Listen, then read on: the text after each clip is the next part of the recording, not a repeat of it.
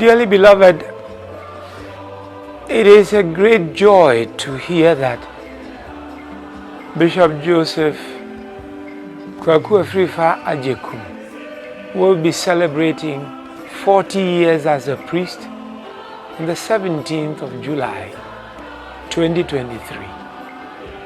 And it is even a greater joy to hear that he would like to use this Jubilee celebration to raise a fund for his diocese to take care of his seminarians.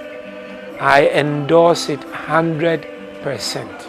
I would like to use this opportunity to encourage all our brothers and sisters, the laymen and women, to really donate and donate generously.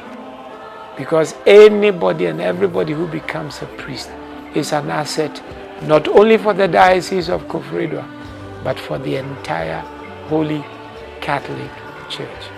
May God bless his effort, and may God give success to the work of his head, his heart, and his hands in raising the needed amount of money for the training of his seminarians. God bless Bishop Afrifa Ajekum.